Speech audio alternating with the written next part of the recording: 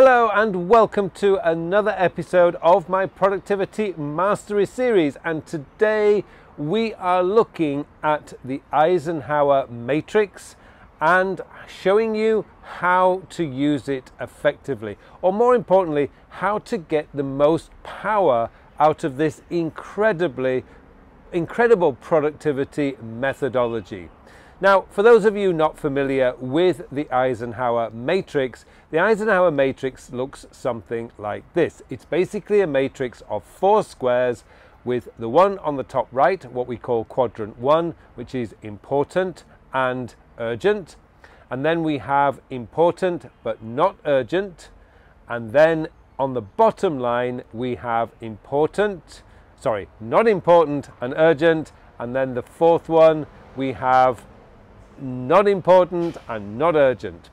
Now, the problem that most people have is these quadrant 2 tasks, the important but not urgent tasks. These are the areas or the tasks or the things that you need to be doing on a daily basis. Now, this is very much like where Jim Rohn was coming from when he talked about the secrets of success. And for those of you not familiar with this, Jim Rohn always said that the secret to success is a few simple disciplines practiced every day, and the secrets of failure are a few errors in judgment repeated every day. Now, let's look at it from that perspective. Those few simple disciplines practiced every day are those quadrant 2 tasks, the tasks that actually grow you, they develop you, they energize you, they keep you healthy, they keep you on top of your work. Now, the problem is, because they are not urgent, you will likely use any excuse not to do them. So a great example is exercise. If you've been in back-to-back meetings all day, you're stressed out, your inbox is full, your task list has not even been touched, and it's now 6 p.m. at night, and you think, I'm going to the gym at 7 p.m, you will not go to the gym because you will be so stressed out, so tired, so exhausted. But because going to the gym is not urgent, it's important, of course, but it's not urgent, you will not go to the gym. Now you've just created an error in judgment. Now, if you miss the gym one day, it's not a problem. If you miss the gym 2 days, it probably isn't a problem. But you start missing the gym for 2 weeks or 3 weeks or 2 months or 2 years, now that's an error in judgment that's been repeated every day. Now, the other problem that we have is these quadrant 3 tasks. These ones are the non-urgent, but I should say not important but urgent. It's always confusing. Not important but urgent. Now, these are little sneaky devils because they often disguise themselves as being important and urgent. So they move up to what's called quadrant 1. You've got to watch out for this. Now, that is a problem because that's where we start to get overwhelmed and stressed out, because there's just far too many urgent and important tasks. The problem is, if everything is urgent and if everything is important, then nothing is urgent or important, because you are a human being. You can only do one thing at a time, and you can't do 100 tasks in a day. It's just not possible. So we've got to find a way of filtering out those quadrant 3s, the not important but urgent tasks. But to do that, we have to define them. Now, Franklin Covey, I shouldn't say Franklin Covey, but in Stephen Covey, in his amazing book, The 7 Habits of Highly Effective People, introduces this matrix to us.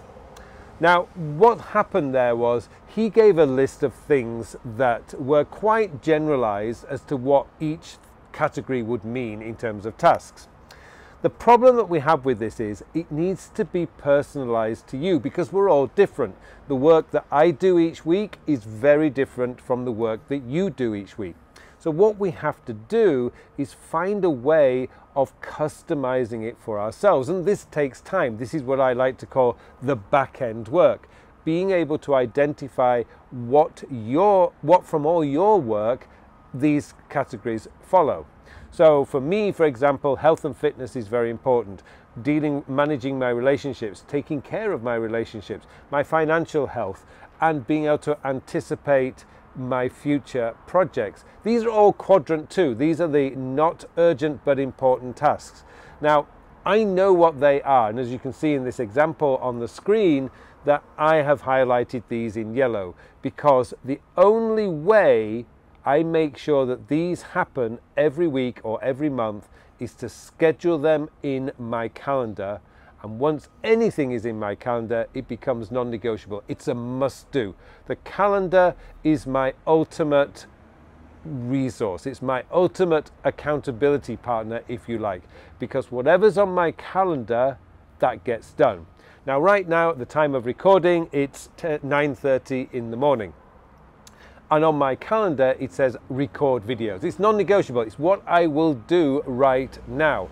Now, throughout today, my dog needs walking. I've got email to reply to. I've got reports to write. I've got feedback to give. I've got a lot of other stuff to do today. But right now, 9:30 in the morning, I am recording these videos. The other stuff doesn't matter whether it happens at 2 o'clock, 3 o'clock, 6 o'clock, 8 o'clock tonight. It does not matter. They will get done. What matters is at 9:30 this morning, I am right here recording this video. It's scheduled on my calendar. It's a quadrant 2 task. Now, let's go back to quadrant 1 and quadrant 3.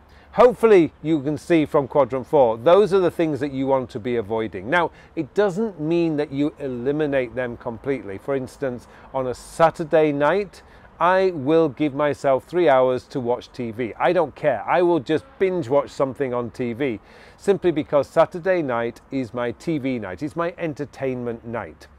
But during the rest of the time, I'm hyper aware of the difference between quadrant 3 and quadrant 1.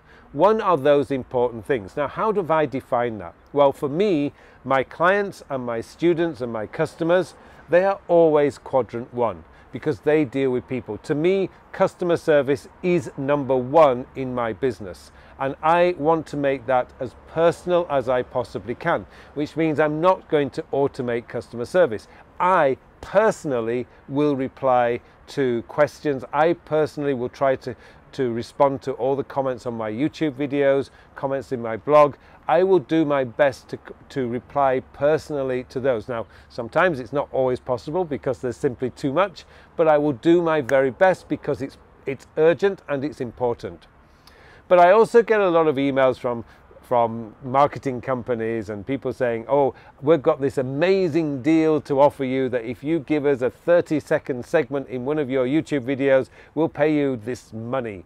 Now, they are not urgent, they're not important. And they are maybe urgent, but they're not important. I don't even worry about those. If I have time, I might politely say, sorry, I'm not interested.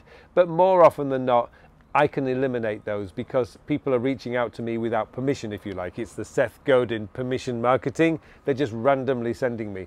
I also have another rule, and something that you might want to use here. I have another rule. If any email comes to me that says, hello, hi, hello, Mr. Carl Pullein, or something like that, I am not going to respond because that's just an automated copy and pasted email. And if somebody isn't going to take the time to actually write to me personally, I'm not even going to waste my time to write back personally either. So I have these little rules that I will follow to also eliminate more of these urgent and, these urgent and not important tasks.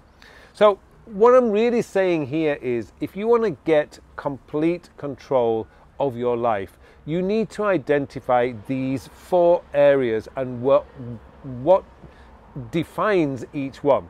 So what are your urgent and important ones? So perhaps messages from your boss, calls from your clients, those are likely to be urgent and important, and they should be in quadrant 1.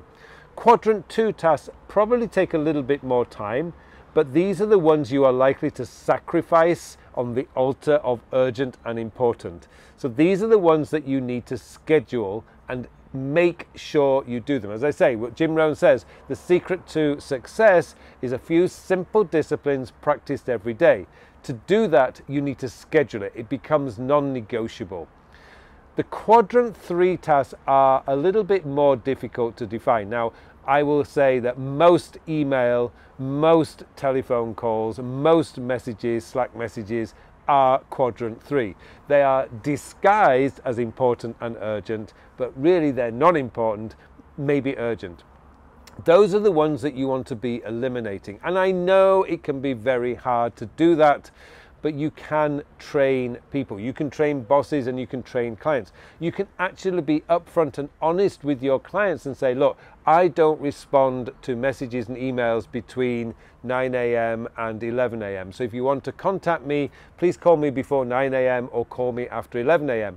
That's if you want to block out 2 hours each day for your focused work. You do have control of this. If you're not doing that, then you are really setting yourself up for failure. You're giving yourself an excuse as to why you fail. Oh, my boss won't accept that. Well, will he or will she? You know, have you asked? Have you explained why? Have you had that meeting? Most people never even consider even asking their boss if it's possible, even if it's just 2 or 3 days a week where you can turn everything off and focus on your work. This is where you can work on your quadrant 1, the important and not important. So I really wanted to give you a good overview of that. I wrote a blog post about it this week, which I will link in the show notes, so you can go into a little bit more detail. In that blog post, you can also get a copy of this example Eisenhower Matrix for yourself.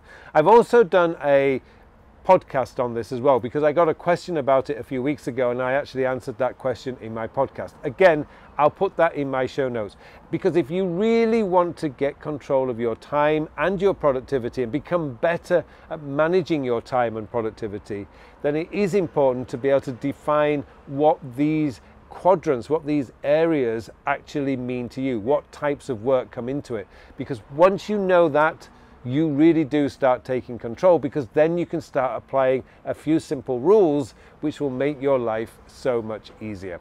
Well, thank you very much for watching this video. It just remains for me now to wish you all a very, very productive week.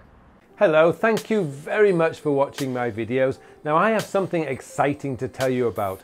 Recently I have developed a brand new time management system. It's a system designed to manage your time in the 21st century. The world has changed a lot over the last 20 years. In fact, it's actually changed a lot this year.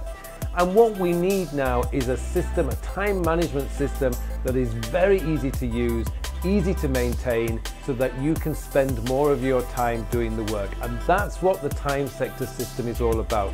It's going to change your whole belief system about the way a time management system should work, because this focuses on when you are going to do the task. And let's be honest, it doesn't matter how motivated, inspired, or how urgent something is. If you don't have time to do it, it is never going to get done. And that's what this system is built around, getting your work done, so you can spend more of your time doing the things that you want to do. I hope you join me in this course. The full details of the course are in the show notes below, so please join me, and thank you very much for watching this brief video.